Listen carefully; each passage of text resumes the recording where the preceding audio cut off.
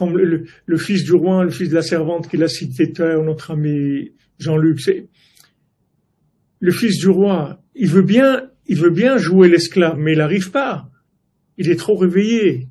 Il a un éveil en lui qui l'empêche. Il dit, c'est pas possible, je peux pas. Ces rêves sont si réels. C'est comme s'ils essayaient de réveiller quelque chose de caché au fond de moi. Quelque chose que j'ai oublié. C'est rien, mon petit. Tu ne dois pas t'inquiéter. Mère Grand va s'occuper de ça. Elle va balayer toutes ces choses affreuses de ta tête. Tu n'as qu'à te détendre. Laisse ton esprit se libérer et vagabonder.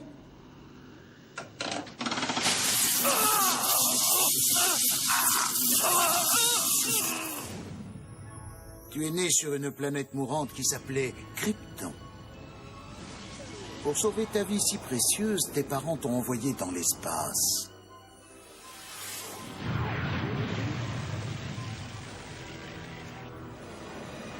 Un bienheureux hasard t'a conduit ici sur Apocalypse, où le sage et bienveillant Darkseid t'a trouvé. Il t'a adopté et il t'a élevé comme son propre fils. Il a entretenu tes pouvoirs et t'a communiqué la fougue de sa grande mission, apporter l'ordre dans un univers anarchique.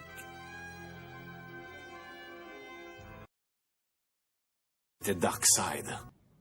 C'est pour ça qu'on se trouve confronté dans ce monde à de la souffrance. Parce qu'on dit, mais je peux pas vivre comme ça. Eh ben, tu vas aller bosser, tu vas prendre un truc, tu vas aller bosser, tu vas faire, mais je peux pas. Mais comment tu peux pas? Mais c'est comme tout le monde, pour qui tu te prends? Mais je peux pas faire ça. Pourquoi? Parce qu'il y a un degré d'éveil. Donc, ça existe, que malheureusement, même une royauté, elle tombe dans le mauvais. Mais l'essentiel, c'est qu'au moins, il sait où elle est la vérité. Il m'a volé ma mémoire grâce à un lavage de cerveau. Et il m'a forcé à détruire ce que j'ai toujours aimé. Il y a eu l'invasion de la Terre, le meurtre de Dan Turpin, et maintenant Supergirl, dont la vie ne tient qu'à un fil. Et moi qui suis banni. Et c'est Darkseid qui est responsable de tout ça. D'une certaine manière, en inversant, en créant une sorte de panique à l'intérieur de la cellule d'Israël naissante, en confondant les mères, en mettant là où elle ne devrait pas l'être une femme qui n'est pas à sa place.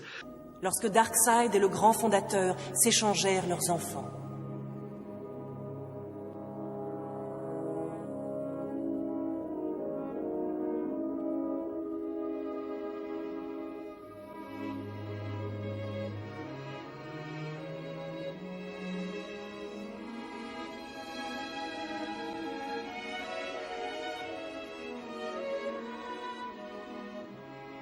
Malheureusement, ceci ne calma pas les ambitions de Darkseid.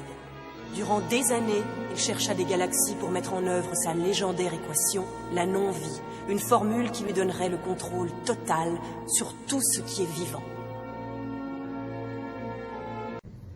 Vous imaginez ça? Et ça, c'est parce que les enfants ont été changés depuis Adam Arishon, qu'il a voulu manger l'arbre de la connaissance. Il y a eu ce palais qui a été créé, et malheureusement, on est obligé de passer dans ces endroits-là et de combattre, passer. Ce monstre se nourrit du désespoir et de la misère des autres. En raison de leur nature opposée, ces deux mondes étaient déchirés par une guerre éternelle.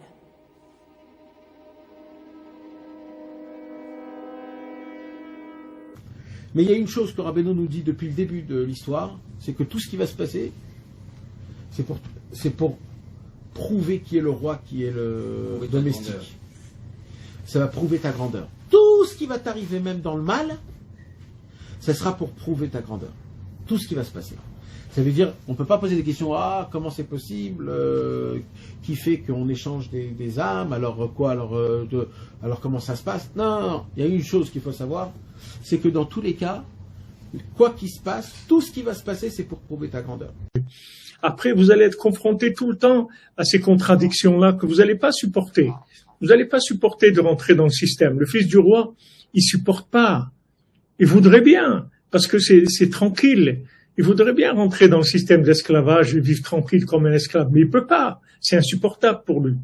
Donc il arrive à des degrés de contradiction, il devient fou. Il dit à Hachem, mais je peux plus.